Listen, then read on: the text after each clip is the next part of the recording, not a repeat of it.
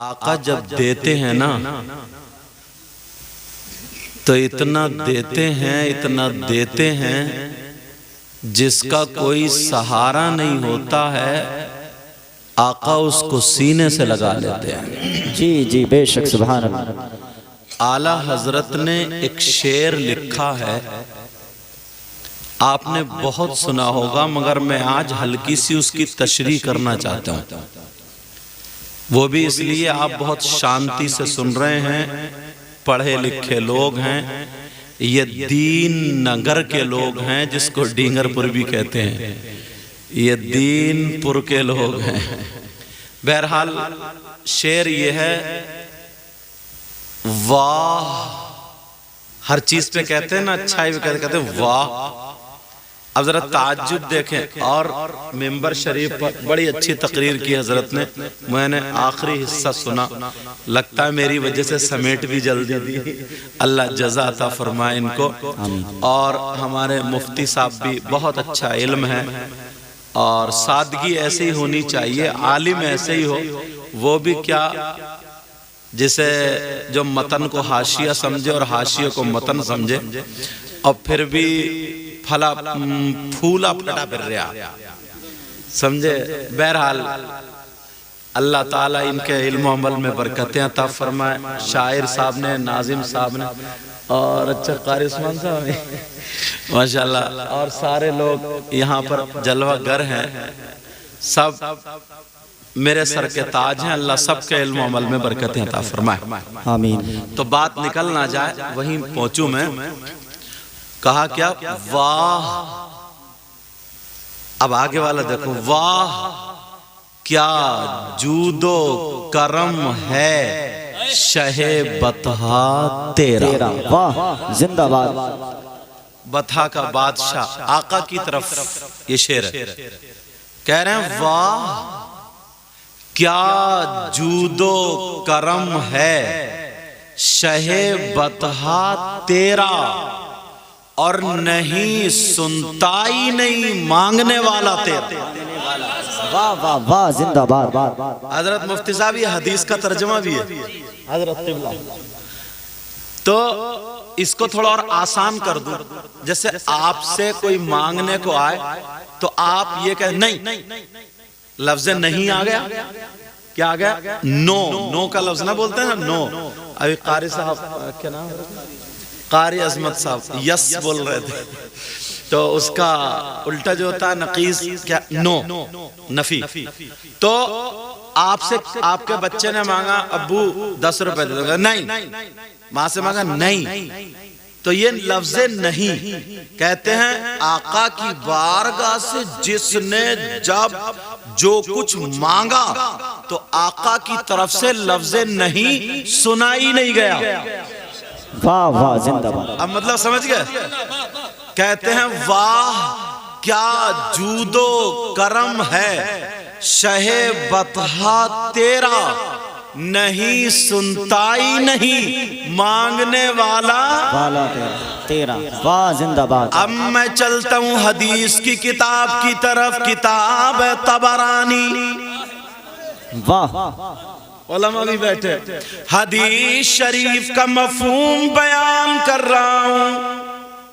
میرے آقا کی بارگاہ میں لوگ مانگنے کے لیے، طلب کرنے کے لیے، کچھ لوگ تحفے بھی پیش کرنے کے لیے جایا کرتے تھے، آقا کی بارگاہ سے لے کر کے آیا کرتے تھے۔ ایک خاتون جو انصاری برادری کی تھی، اس کے دل میں بھی آ گیا میں آقا کی بارگاہ میں کوئی تحفہ لے کر کے جاؤں۔ پیارو سمجھ لینا تحفہ کیا تھا، کوئی موٹا لفافہ نہیں تھا، مرغہ مسلم نہیں تھا، مگر اس کا عقیدہ اور پیار دیکھو۔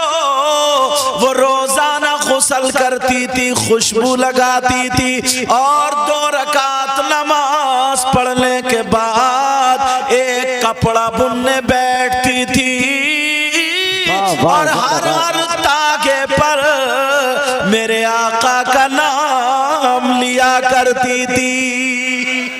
واہ، زندہ باد۔ توجہ، سمجھ میں آ رہی بات؟ الحمدللہ۔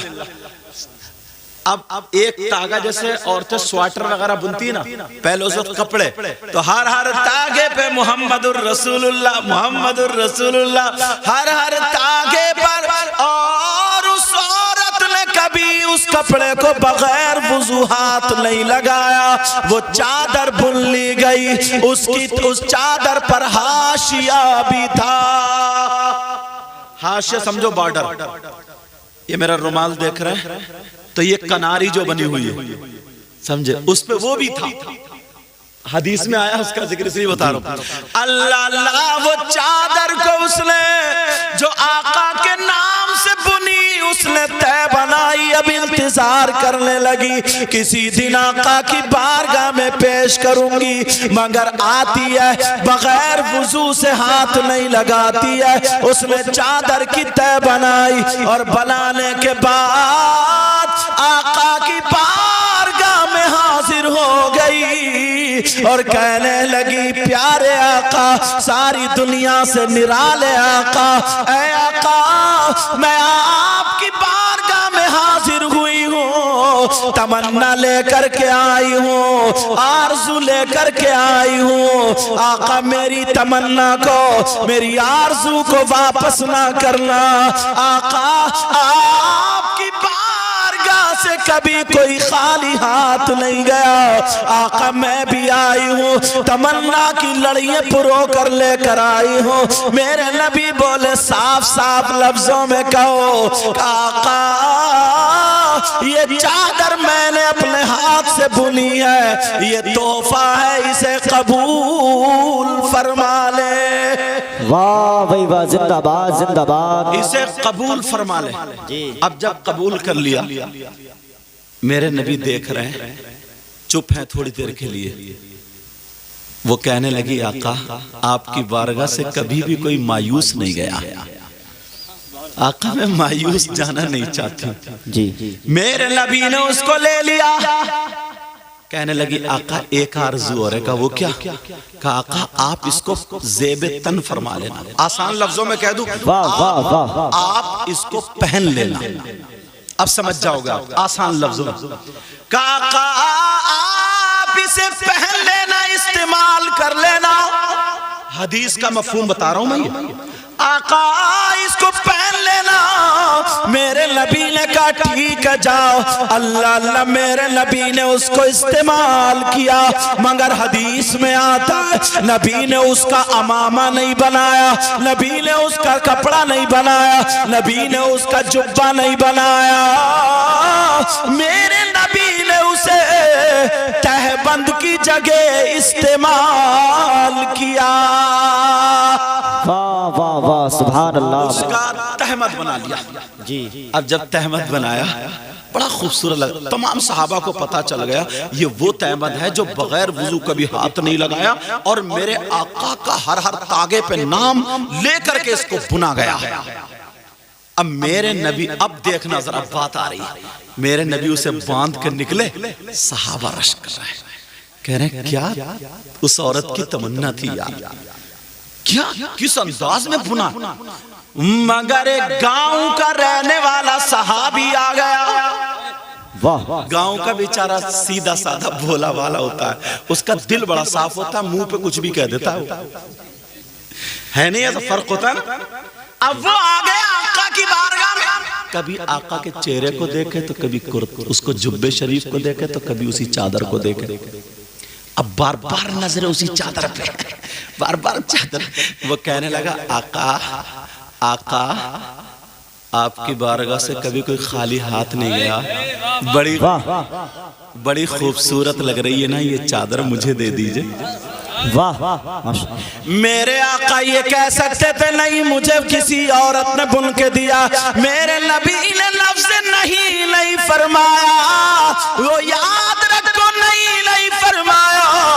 میرے نبی بولے غلام میرا کلمہ پڑھنے والے آ جا، میرے پیچھے پیچھے آ جا، تجھے چادر دیے دیتا ہوں. اللہ اللہ، آگے آگے غلام ہے. پیچھے آگے آگے آقا ہے، پیچھے پیچھے غلام ہے، دونوں چلتے چلے جا رہے ہیں۔ میرے نبی حضرت عائشہ کے حجرے میں داخل ہوئے، وہ غلام باہر رہ گیا۔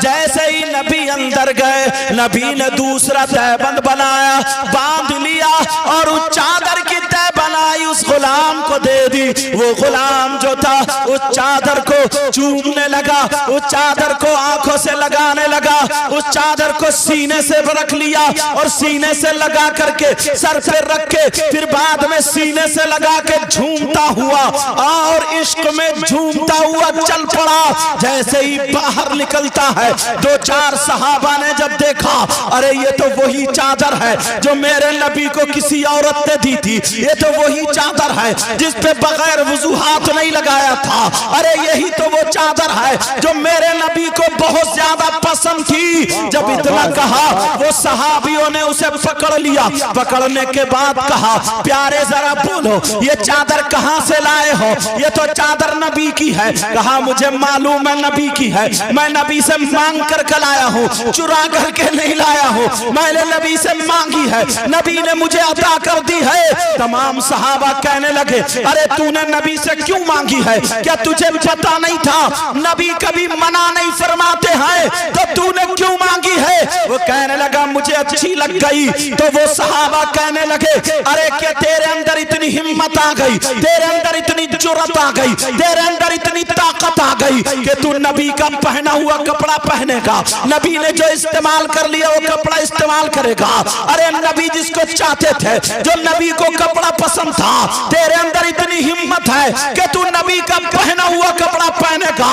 ڈینگر پور کے غیور مسلمانوں، آج تم نے نبی کی محبت میں پیدائش رسول کے موقع پر اپنے گھر پر کو، اپنے گھروار کو چھوڑ کر کے جو میدان میں آ کر کے بیٹھ گئے ہو، جنگل میں اس روڈ پہ آ کر کے بیٹھ گئے ہو اور خوش ہو رہے ہو، اپنی قسمت پہ ذرا ناز کرنا۔ اس صحابی رسول کا جواب سنو، جو گاؤں کا رہنے والا تھا، جو دیہات کا رہنے والا تھا۔ اس نے کہا بھائی ذرا میرا ہاتھ چھوڑو، میں تمہیں بتاتا ہوں، میرے اندر اتنی ہمت نہیں ہے کہ میں نبی کا کپڑا پہنوں، میرے اندر اتنی جرات نہیں ہے کہ میں نبی کا استعمال کردہ کپڑا پہنوں، میرے اندر اتنی طاقت نہیں ہے کہ میں نبی کی برابری کر سکوں۔ تو پھر کہا تم نے یہ کپڑا کیوں مانگا؟ تو اس گاؤں کے رہنے والے نے جواب دیا تھا، او لوگو میں نے اس لیے نہیں مانگا کہ میں اس کا ماما شریف بناؤں، میں نے اس لیے نہیں مانگا کہ میں اس کا رومال شریف بناؤں، میں نے اس لیے نہیں مانگا کہ میں اس کا جبہ یا پیجامہ یا لنگی بناؤں۔ تو پھر کیوں مانگا؟ وہ صحابی کہنے لگے میں نے اس لیے مانگا کہ جب کل کو میں مروں گا، میرا جنازہ ہوگا اور آقا کی لنگی کا کفن ہوگا اور میرا بیڑا پار۔ واہ نعرہ تکبیر، نعرہ رسالت، نعرہ غوثیت، مسلک اعلی حضرت فیضان اعلی